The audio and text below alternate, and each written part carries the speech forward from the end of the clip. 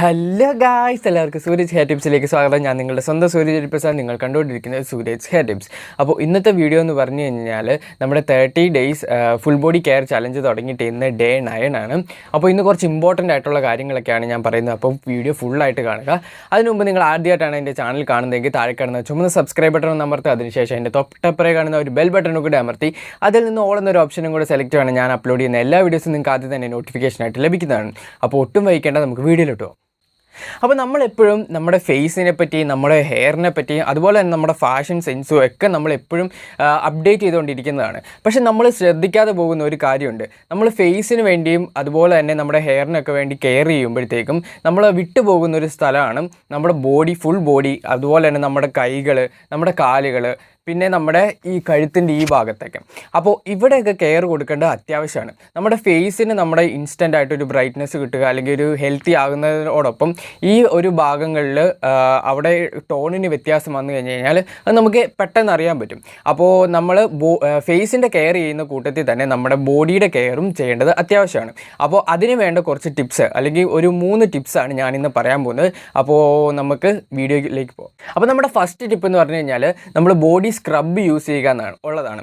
അതായത് body scrub എന്ന് പറയുമ്പോഴത്തേക്കും നമുക്ക് മാർക്കറ്റിൽ പല ബ്രാൻഡുകളുടെ ബോഡി സ്ക്രബുകൾ കിട്ടും. അതായത് വാവിൻ്റെ കിട്ടും, നിവിയയുടെ കിട്ടും, അതുപോലെ തന്നെ എം കഫേൻ്റെ കിട്ടും. അങ്ങനെ പല പല ബ്രാൻഡുകളുടെ ബോഡി സ്ക്രബുകൾ കിട്ടും. നിങ്ങൾക്ക് അത് ഉപയോഗിക്കാൻ പറ്റുവാണെങ്കിൽ അത് ഉപയോഗിക്കുക. അല്ലെങ്കിൽ നമുക്ക് വീട്ടിൽ തന്നെ പ്രിപ്പയർ ചെയ്യാൻ പറ്റുന്ന ഒരു ബോഡി സ്ക്രബ് ഉണ്ട്. അത് ഭയങ്കര നാച്ചുറലാണ്. അതുപോലെ തന്നെ ഈ ഒരു ബോഡി സ്ക്രബ് നമ്മൾ ഫേസിൽ സ്ക്രബായിട്ട് ഉപയോഗിക്കാൻ പാടില്ല. നമ്മൾ ഇത് ബോഡിയിൽ മാത്രമേ അപ്ലൈ ചെയ്യാവുള്ളൂ. ഇതിന് വേണ്ട ഇൻഗ്രീഡിയൻസ് എന്ന് പറഞ്ഞു കഴിഞ്ഞാൽ നമ്മുടെ വീട്ടിൽ കിട്ടുന്ന ഇൻഗ്രീഡിയൻസ് തന്നെയാണ്. അതായത് നമ്മൾ 1 സ്പൂൺ കോക്കനട്ട് ഓയിലും അതിലേക്ക് 1 സ്പൂൺ നമ്മുടെ ഹണിയും ആഡ് ചെയ്യുക. എന്നിട്ട് അത് നന്നായിട്ട് മിക്സ് ചെയ്യുക. ഈ കോക്കനട്ട് ഓയിൽ ഒരു ഇത്തിരി ഒന്ന് ബോയിൽ ചെയ്തിട്ട് ആഡ് ചെയ്യുകയാണെങ്കിൽ അതായിരിക്കും നല്ലത്. പിന്നെ നമ്മൾ ഇതിൻ്റെ അകത്തോട്ട് ഷുഗറും കൂടെ ആഡ് ചെയ്യുക. അതും 1 സ്പൂൺ മതി. എന്നിട്ട് നന്നായിട്ട് മിക്സ് ചെയ്യുക. എന്നിട്ട് നമ്മുടെ ബോഡിയിലും നമ്മുടെ കൈകളിലും ഒക്കെ നമ്മൾ സ്ക്രബ് ചെയ്യണം. അതുപോലെ തന്നെ സ്ക്രബ് ചെയ്യുന്ന സമയത്ത് നമ്മൾ ഒരുപാട് ഉരയ്ക്കാതെ പതുക്കെ സ്ക്രബ് ചെയ്തിട്ട് വെക്കുക. എന്നിട്ട് ഇത് നമ്മൾ ഒരുപാട് നേരം വെക്കേണ്ട ആവശ്യമൊന്നുമില്ല. നമ്മൾ കുളിക്കുന്ന സമയത്ത് നമ്മളൊന്ന് ജസ്റ്റ് ഒന്ന് സ്ക്രബ് ചെയ്ത് വിട്ട് എന്നിട്ട് കുളിക്കാം. അപ്പോൾ ഗൈസ്, നമ്മുടെ രണ്ടാമത്തെ ടിപ്പ് എന്ന് പറഞ്ഞു കഴിഞ്ഞാൽ സോപ്പ് ഉപയോഗിക്കുന്നത് നമ്മൾ മാക്സിമം നിർത്തുക എന്നുള്ളതാണ്. അതായത് പണ്ടൊക്കെ നമ്മൾ മുഖത്ത് നമ്മൾ സോപ്പ് തേക്കുമായിരുന്നു. അപ്പോൾ അതിനുശേഷം നമ്മൾ മനസ്സിലാക്കിയ ഒരു കാര്യമാണ് സോപ്പ് നമ്മുടെ മുഖത്തിന് ചീത്തയാണെന്നുള്ളത്. അതിനുശേഷമാണ് നമ്മുടെ മുഖത്ത് നമ്മൾ ഫേസ് വാഷ് ഒക്കെ ഉപയോഗിച്ച് തുടങ്ങിയത്. അപ്പോൾ അതുപോലെ തന്നെ സോപ്പ് നമ്മുടെ ബോഡിക്കും ചീത്തയാണ്. ബോഡിയിലെ മോയ്സ്ചറൈസേഷനൊക്കെ കളയും. അത് മാത്രമല്ല, സോപ്പ് നമ്മുടെ ബോഡിക്ക് ഹാർഷാണ്.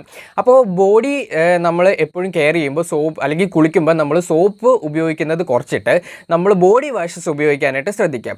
മാർക്കറ്റിൽ പല വെറൈറ്റിയിലുള്ള ബോഡി വാഷസ് നമുക്ക് കിട്ടും.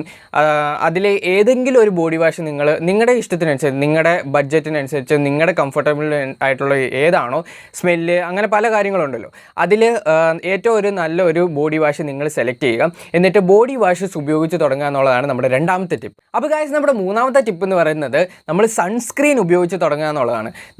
നമ്മൾ എപ്പോഴൊക്കെ നമ്മൾ വെളിയിലോട്ട് ഇറങ്ങുന്നോ അപ്പോഴെല്ലാം നമ്മൾ സൺസ്ക്രീൻ ഉപയോഗിക്കേണ്ടത് വളരെ അത്യാവശ്യമാണ്. കാരണം ഇപ്പോഴത്തെ ഒരു ചൂടും അതുപോലെ തന്നെ ഇപ്പോഴത്തെ ഒരു കാലാവസ്ഥയും, പിന്നെ നമ്മൾ എപ്പോഴൊക്കെ വെളിയിലോട്ട് ഇറങ്ങിയാലും നമ്മുടെ ബോഡിയിൽ നമ്മുടെ സൺലൈറ്റ് അടിക്കും. അപ്പം അത് എപ്പോഴും നല്ലതല്ല. അൾട്രാവയലറ്റ് റേസ് എന്ന് പറയുന്നത് നമ്മുടെ സ്കിന്നിന് ഒട്ടും നല്ലതല്ല. അതുകൊണ്ട് തന്നെ നമ്മൾ സൺസ്ക്രീൻ അപ്ലൈ ചെയ്യാതെ ഒരു കാരണവശാലും വെളിയിലോട്ട് ഇറങ്ങാൻ പാടില്ല.